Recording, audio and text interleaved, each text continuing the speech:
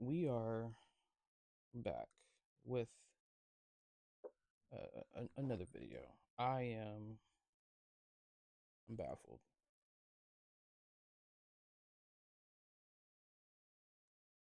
Kagurabachi is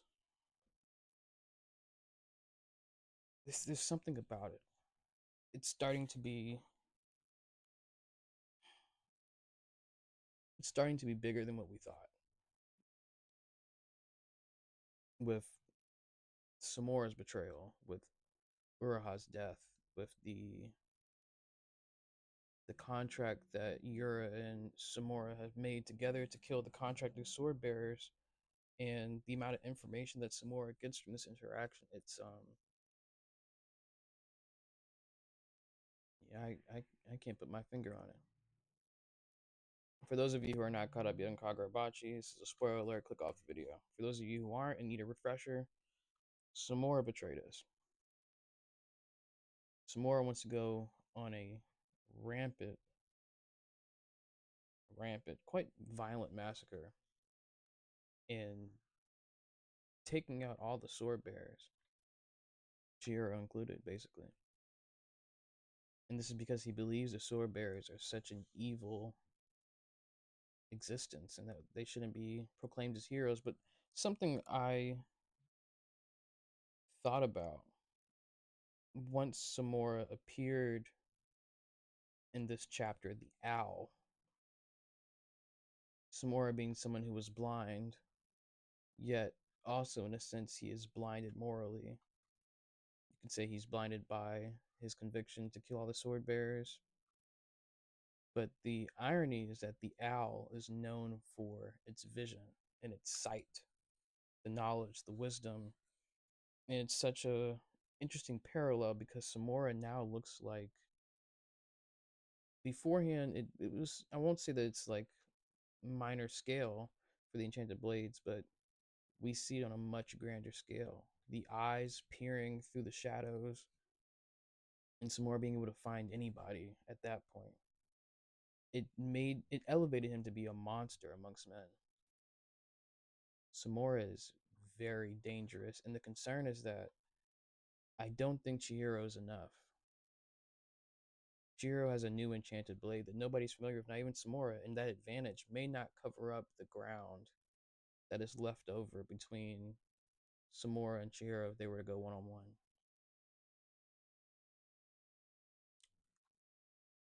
The symbolism alone of Samura with the owl and just understanding the knowledge he has of the war is, I don't know. I don't know how to put into words. But we're starting to get somewhere. We're starting to elevate. We're starting to evolve. The same feeling I thought that Kagurabachi, not Kagurabachi, the same feeling I thought Kaiju has is the same feeling I get from Kagurabachi, and it seems even more present now with Chihiro recovery. Curry's recovery, I hope. I don't think he's dead. Uraha's either dead or in recovery. There's so many pieces. The playing field is no longer leveled. And then you take it a step further when you find out that Shiba's role in all of this. I hope he's not a mole. I hope he's not the Kabanabi member that betrayed Chihiro. But sometimes something seems too good to be true. But let alone the fact that Shiba knows something and still has not told Chihiro is very important. It's pivotal to the story because once Chihiro recovers, it's a different dynamic. This is a completely different Kagurabachi. The world that's coming after is going to be filled with the Hishaku taking over and Samura just taking out whoever he pleases. And we don't have enough forces in the Kabanabi, in my opinion, to handle that. There was something that I took away from what Samura said, and that is I have my little card here that keeps me in track. But the 10 Hishaku members, there are 10 leaders. So I don't think Hirohiko is one. Unless he meant it's either 10 leaders, he meant 10 people. No, I'm pretty sure he means 10 leaders, because what would the difference be if they have 10 members in retrospect? But there's Yura, there's the wood guy, uh, there's Sojo, That's three. I feel like I'm missing someone.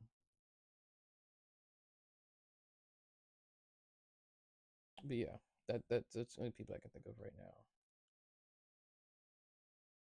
But I'm excited because I want to see the rest of the Hishaka members, and it's just a lot of stuff is going on right now in the series. Yura playing the hand that he has. Samura playing the hand that he has as well. In both parties, it's kind of like who's going to be the first to do whatever they want. It's a dangerous place to be. Anyone else who isn't the Hishaka or Samura would be a casualty of war. And I'm really curious what Samura was trying to say to Shihiro in this chapter in regards to the war. And it's something that I think that needs to be explored. What is Chihiro missing? To his knowledge, he just knows that somebody ran up, took his father out, and now he's been on a prowl for vengeance ever since. But there seems to be more to it. And I think the first hint we got that there's something more to the sword bearers was the bearer of the Shunsui. Shunsui? Shisui? You get the sword I'm talking about. The user, the bearer, seems to have such a malevolent aura that how was he contracted to fight in the war, let alone be a hero? So now it's like, ooh, excuse me. Now it's like, what is the war about? What was the war about? And as Chihiro makes a steady recovery, hopefully, because it's the main character, they can't pull a Jujutsu Kaisen. And hopefully, they don't switch it into like the main character ends up being someone else. I really hope because that would be mind boggling. That'd be crazy. But I really don't think that's the case. So I'm not going to. Ooh, excuse me. I'm not going to speak for that. But nonetheless, Chihiro has a lot of leg room to make up for. He has some big shoes to fill. And the way that Samura basically one-shotted him is that's saying something. I don't know how they're going to get past this. With all the Hishaka members that are unknown, they were even able to hold off. Well, I guess part of me thinks was Samura holding back when he was fighting all those the Datensky people who were using the hilts as power buffs plus that one Hishaka member. Was he holding back because of the plan? It just calls a lot of things into question. It does. And the way that Samura has, if not the world on lock, even Hirohiko was like, I'm gonna get that sword. And Samura was like, well, if you do get the sword, then I will kill you. Otherwise, mind your business. So he's calculated. You know, it's not like he's just killing everything that walks. He wants to keep it to a minimum. But in some ways, he's still part of the problem. But I'm so excited because I knew since JJK that took my credibility away, that Kagurabachi would bring it back today. Bars. But there's something about the series, whether it's the art style or the story, the characters, the power system. There is something that I have to sink my teeth into. I just have to.